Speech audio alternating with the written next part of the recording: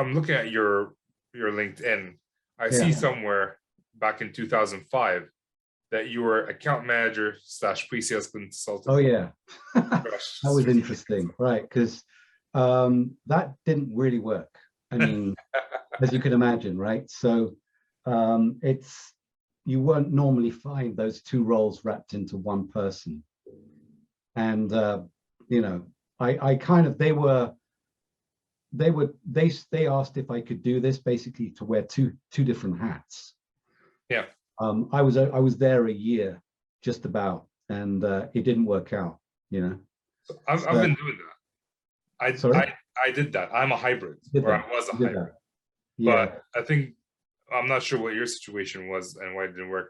They gave me one account. Right. Just one account. That's your account. It's a big account. But with that account, I didn't really have to do, like, if I support them, they buy. Right? So I didn't really have to do a lot of the sales aspect. But you're right. As soon as they gave me more accounts, like, I can't do both. Yeah. And it's like, all right, do the sales part. Other people, I'm like, I don't want this. Anyways, that's a conversation. Yeah. Well, anyway, you know how it is that most customers, prospects, they look at, there's the sales guy, and there's the SC. The sales guy is pitching you. The SC is trying to solve your problem. Is the product expert. And obviously, if you've got it in one person, that's a bit harder to kind of, the customer doesn't quite get that, and it doesn't really work out. So really, you need that kind of the pairing of the AE and the SC. Yeah. Were you working mostly with new customers or existing customers? Bit of a mixture. So it was a Microsoft, was a gold partner, and we were kind of selling content management systems and the Microsoft suite at the time. Okay. But like I say, you know, I was there just about a year, and it didn't work out at all. You know, I did a bit of both roles, but it was really difficult. Didn't work out. Well, it's sales engineering is there's a lot of skills that we need to know as it is, from like the sales aspect, human aspect, technical aspect. Yeah. And then you add sales to it. What are we going to focus on?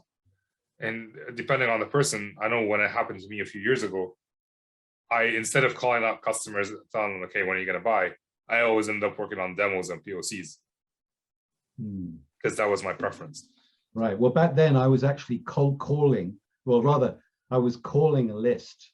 So I was trying to book the appointments, and then I was going to the appointments, and then I was putting the other hat on. You know, it didn't work.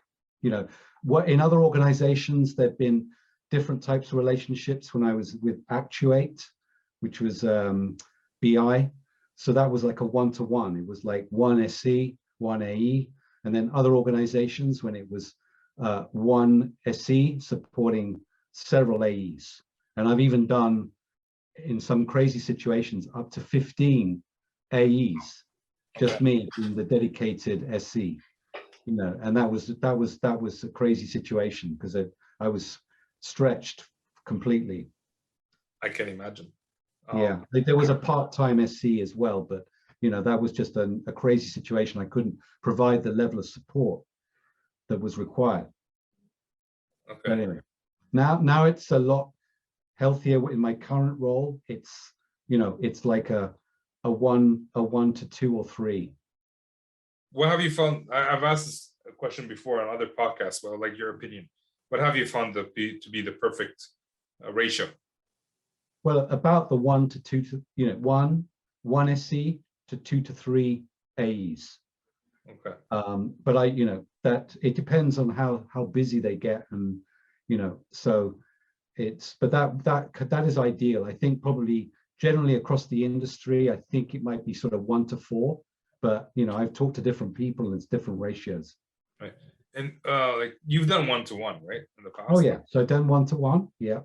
So what's the difference between 1-to-1 versus 1 to 3?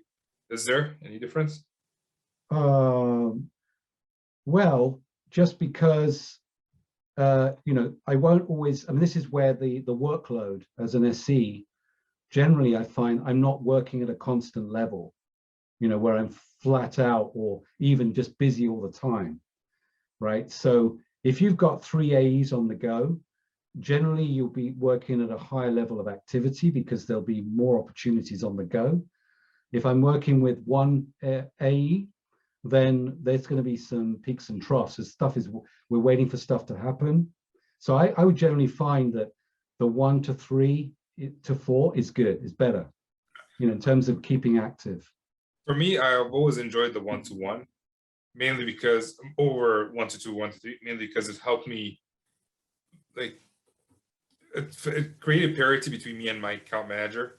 We both have the same goals. I don't have competing priorities where the account manager is telling me like, I want this tomorrow, and oh yeah. Well then, if we have a conflict resolution, I get my manager to resolve the conflict. If I'm being pulled in 2 different directions, but I find I enjoy, because as you know, AEs are totally different personalities. You get some prima donnas, you get some people who are almost like SEs. I mean, I've worked with a few like that. They could have been great SEs, but they were AEs. And I enjoy having the different interaction with the different salespeople rather than just working with one alone.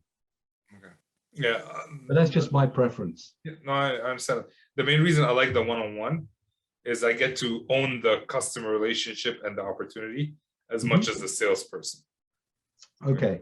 And I have no excuse. Oh, I'm sorry. I'm so, like, not that people have that excuse. It's just, it's in my mind like that. Have you ever been in a pool model?